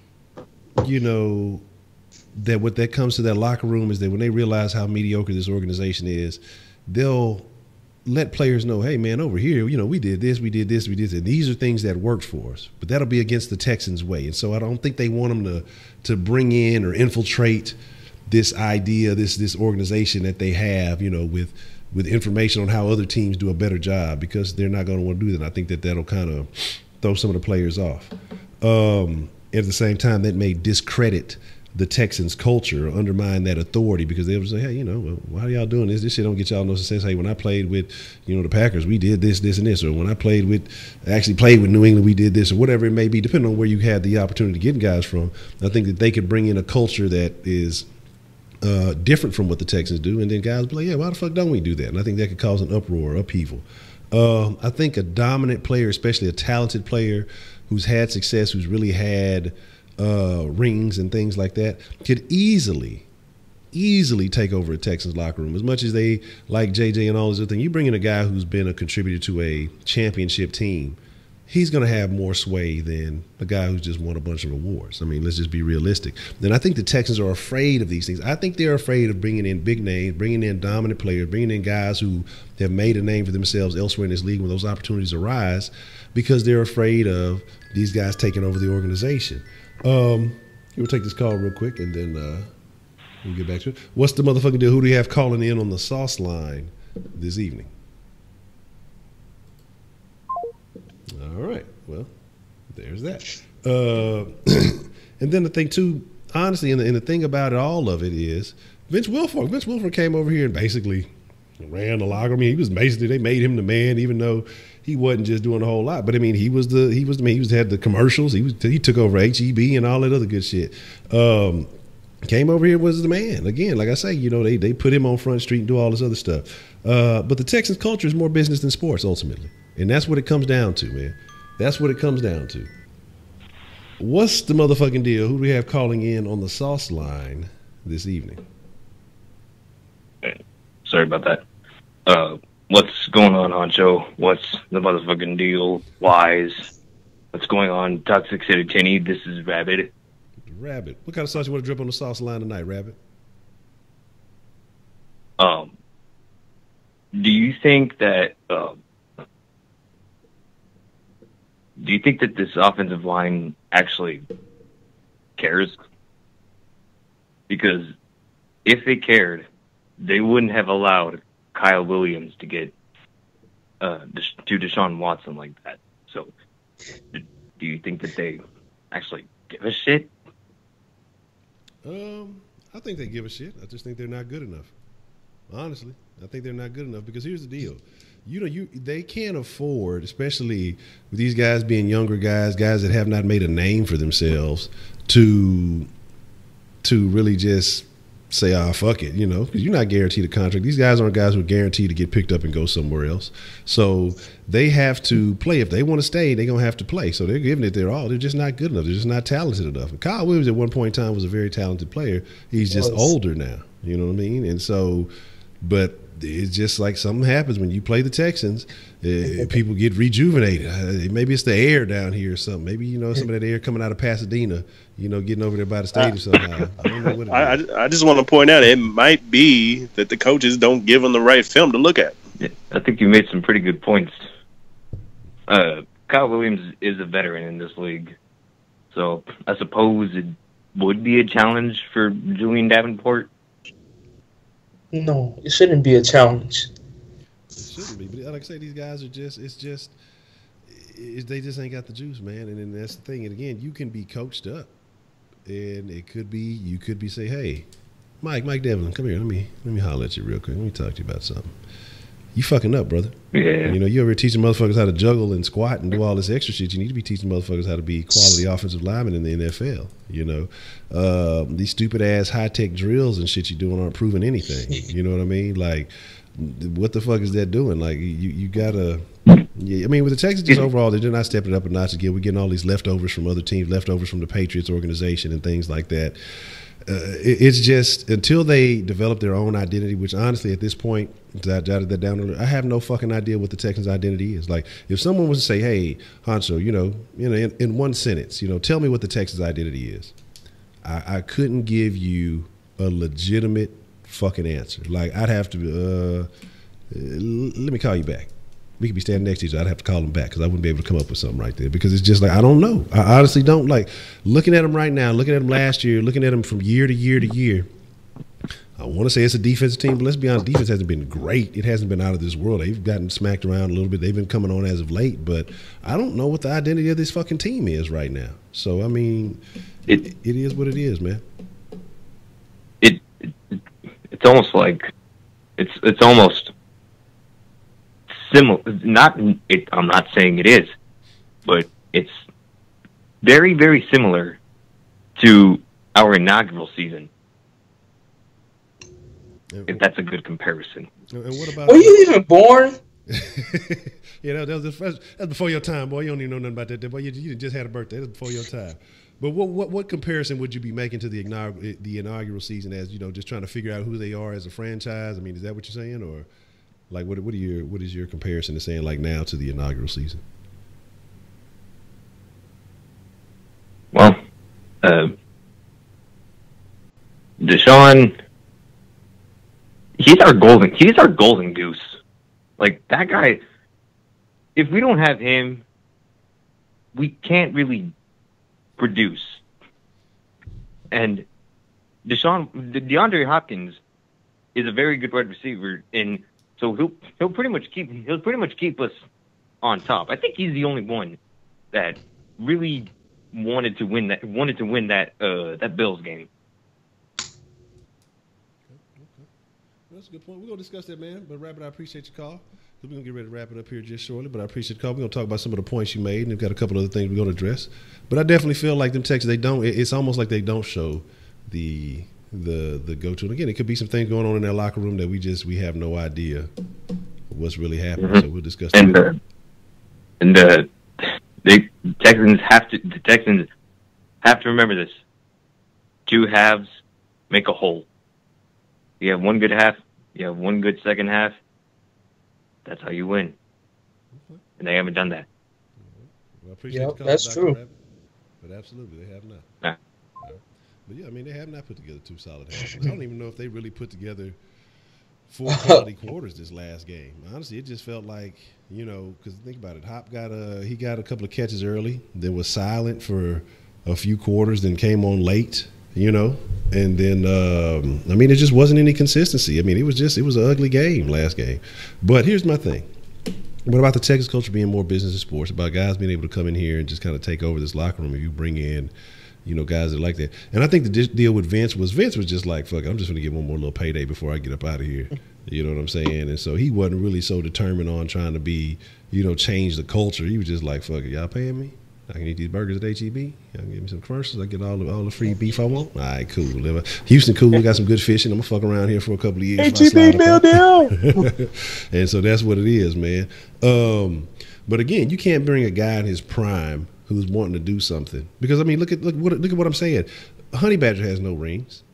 But guess what? He's a personality. Comes here, immediately becomes captain, immediately takes over that locker room, immediately influences the Texans culture. That's what I'm talking about.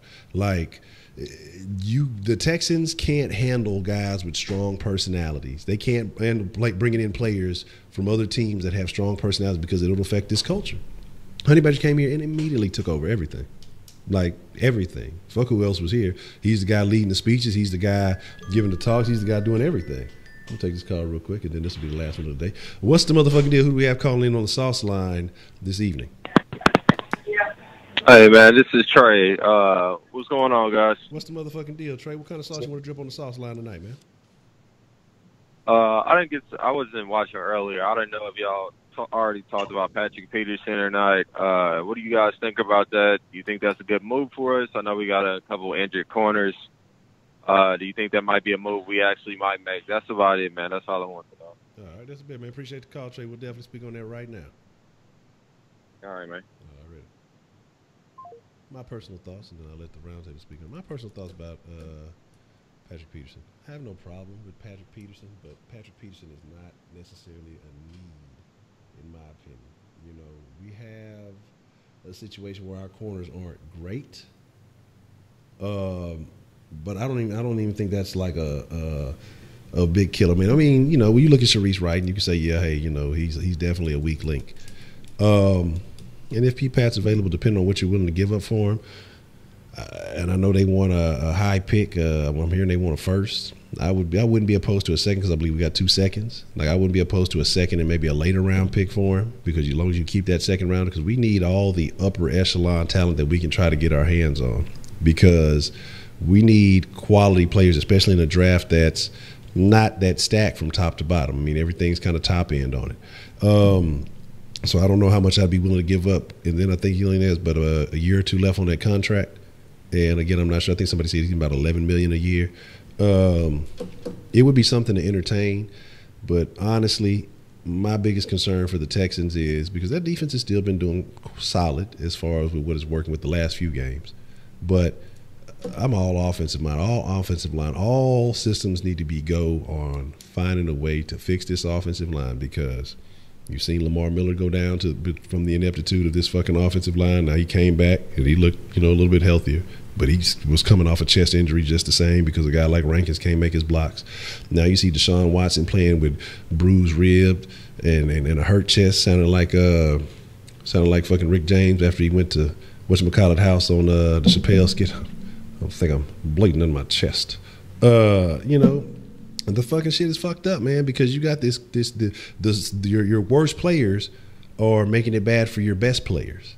Thank God that wide receivers don't need offensive linemen to block for them. Otherwise, who knows how Hop would be looking. Fuller, that's neither here nor there. But some of these other guys, you know what I mean? It's just it's a bad situation. So I'm not opposed to Patrick Peterson, but I don't want it taken from any resources that we could be using to try to go get quality talent as far as tackles or offensive linemen who can benefit this Texans team. You guys, your thoughts on the P-Pat or P-Pat? Man, Patrick Peterson trade would be pretty good. I mean, it was not going to solve all our problems.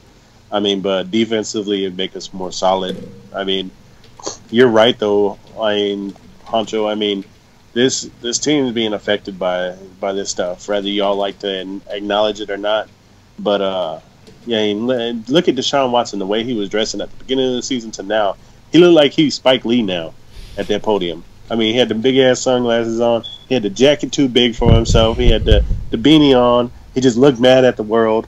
Like, he was looking at all these white men like, what did y'all do to get here? And shit like that. And it's just been a downer on this whole team. Like, you know, they understand they're stumbling through these wins. But, I mean, bringing in a guy like Patrick Peterson would add another depth of leadership, would definitely help out on the secondary. But it's not going to correct the offensive woes. Yeah.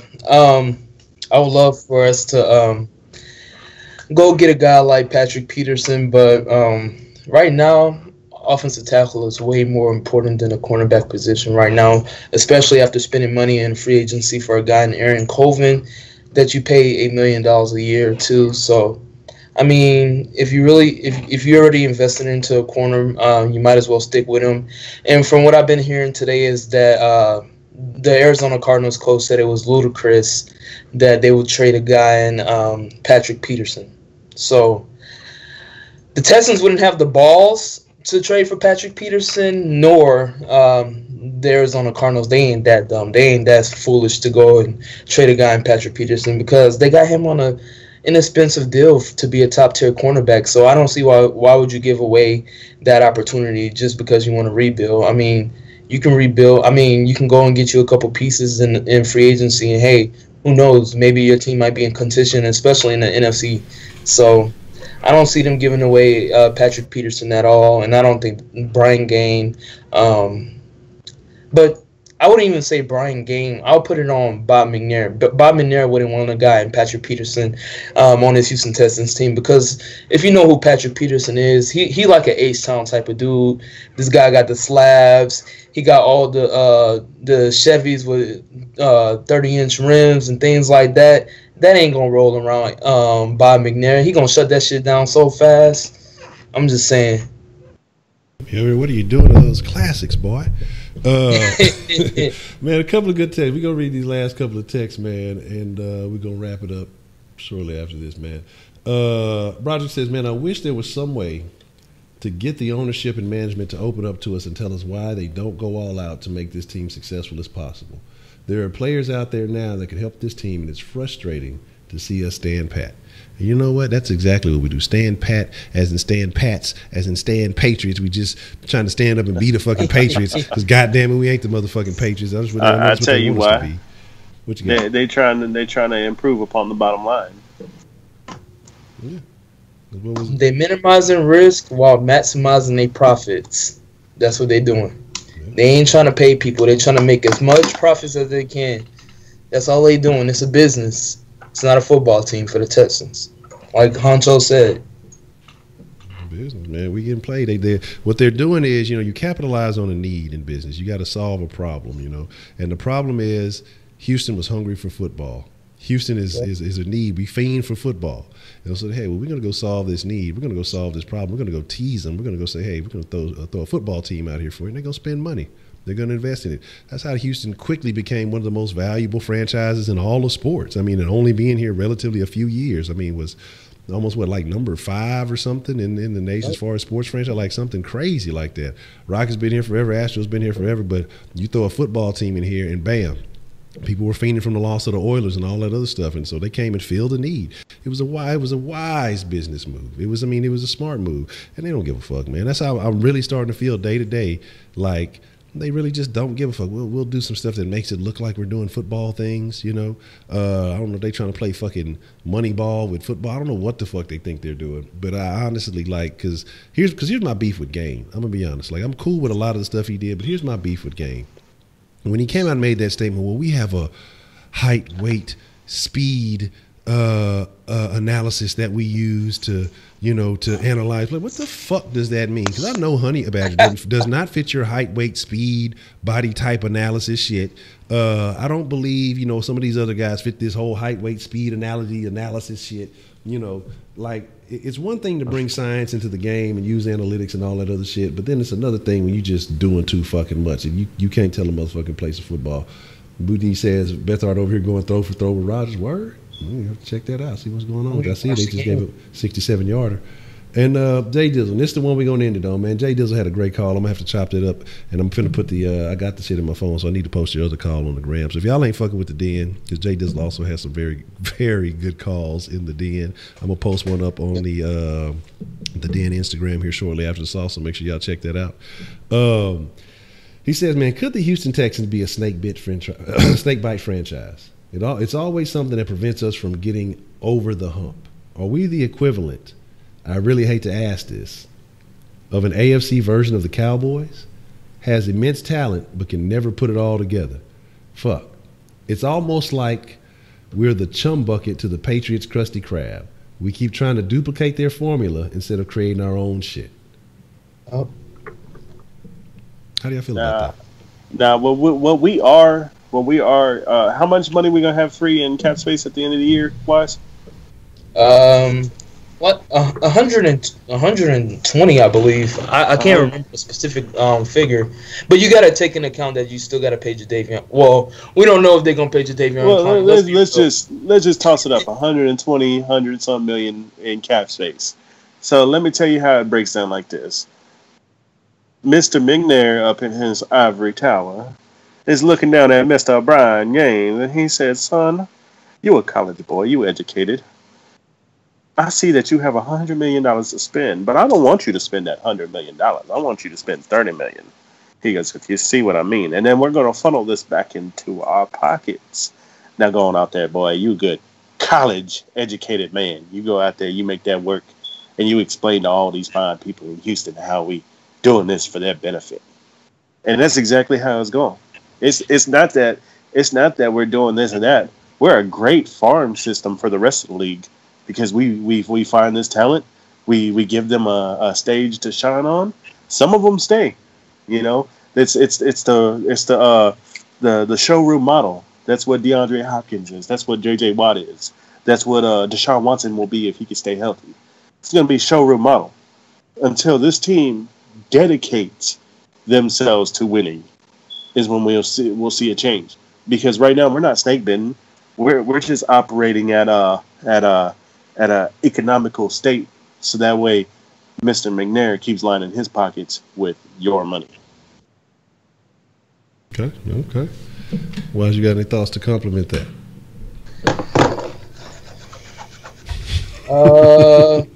Like I say, man, these guys, I've been saying this all off season. These guys, Jerry Jones and Bob McNair, they've been hanging out too much, man. Yeah, I've been hearing them doing interviews together. I've been hearing they've been buddy and buddy. These guys don't give a fuck. I mean, look at the Cowboys situation. They got Jason Garrett at head coaching. Jerry Jones know that he needed to fire Jason Garrett, but since he married to his daughter and things like that, he gonna keep letting him go with mediocrity. He don't care about winning Super Bowls anymore. They try to annex the Raiders from coming to San Antonio so they can make more money.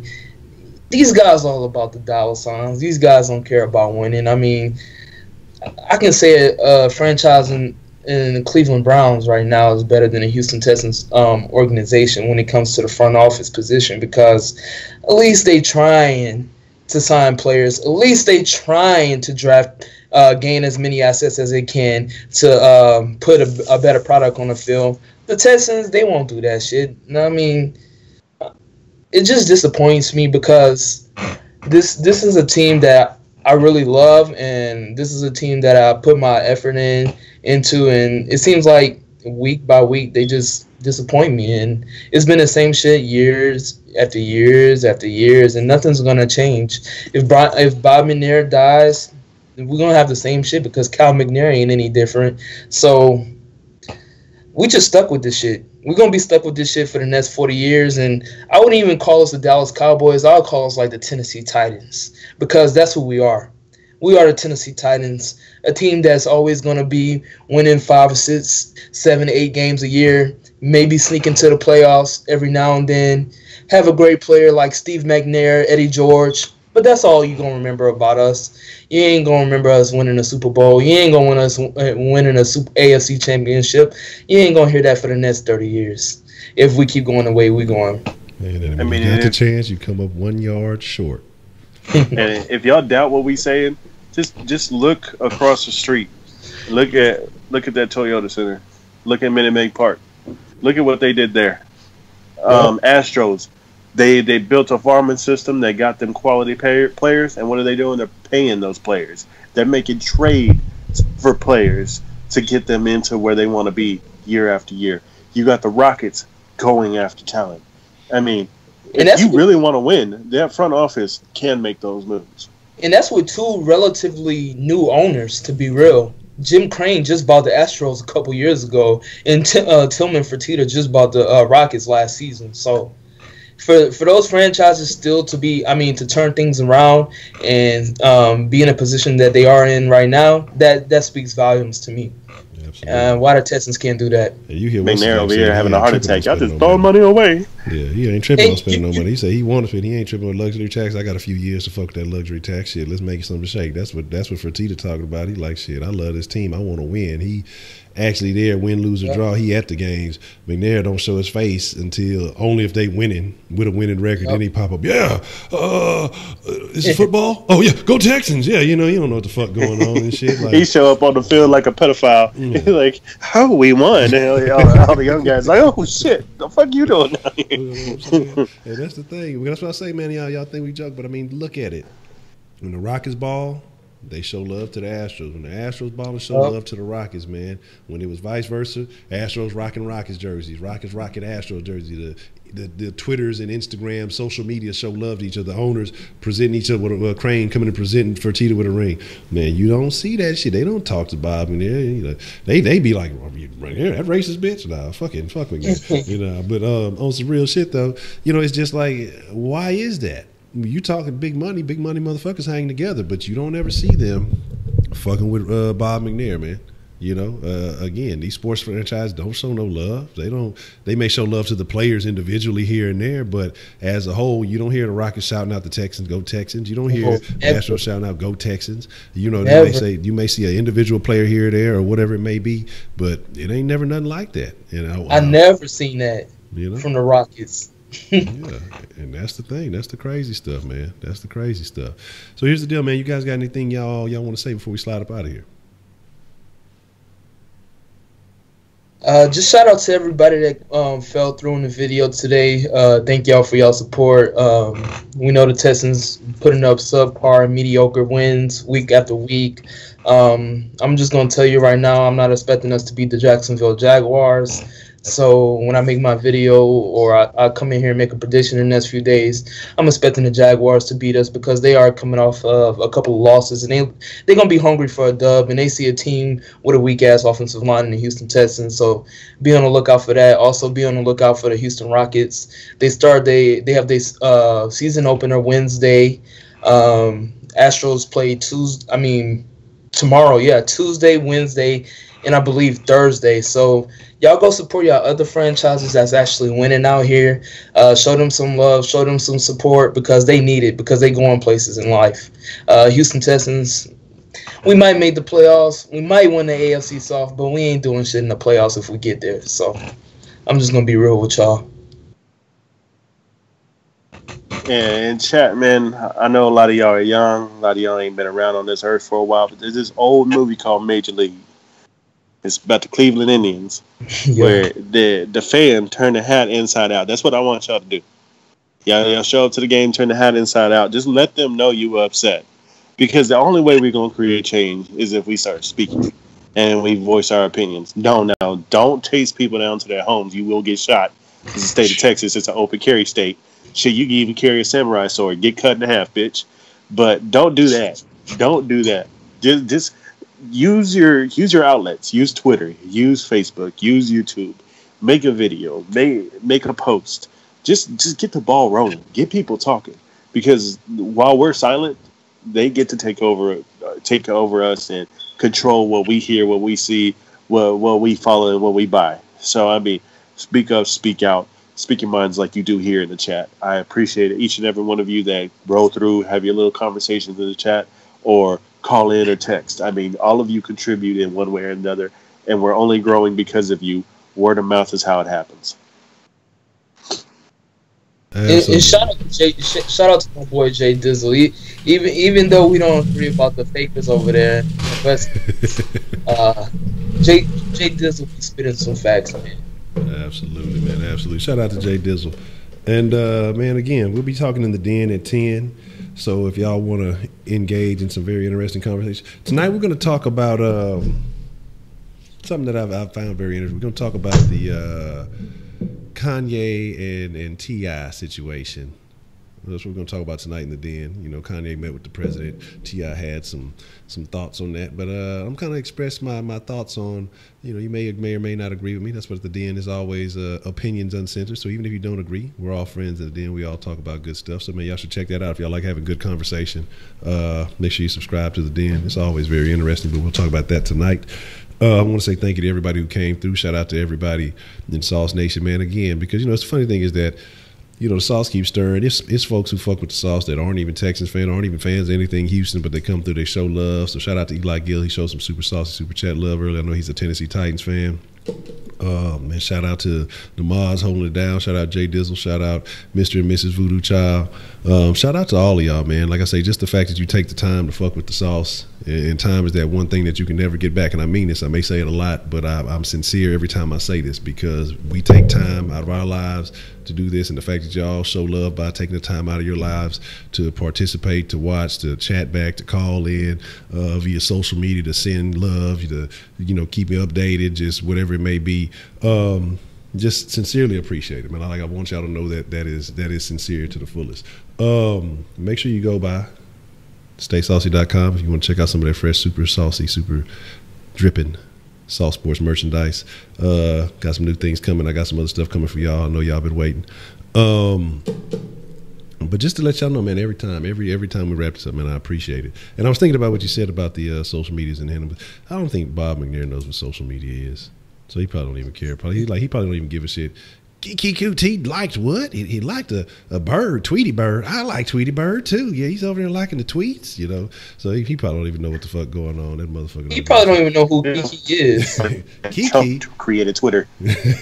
Kiki, is that the lady? That's one of the cheerleaders. Who's that? But with that being said, man, we appreciate y'all, each and every last one of y'all, man. I don't ever want y'all to think we take that for granted, because I never take it for granted. And shout out to the round table, shout out to Wise, shout out to Tenny for holding down, shout out to the rest of the round, shout out to Wink, shout out to Breaking News Braylon, shout out to Ray Ray, shout out to Scrooston, shout out to Darren, shout out to Phoenix. He probably somewhere with a mouthful of Zaxby's, you know what I'm saying? Shout out to everybody holding it down. Spitz, he didn't reach that 1K, so shout out to Spitz holding it down, reaching that milestone. That's a good look. Now let's get the rest of the round. Let's get the rest of the Sauce Nation there. You know what I'm saying? Let's go ahead. Let's keep pushing, man. With that being said, trying to produce, y'all be cool like y'all be cool. Y'all the freshest motherfucking ingredients in the world, man. I appreciate each and every last one of y'all. With that being said, we out, and we'll catch you tomorrow.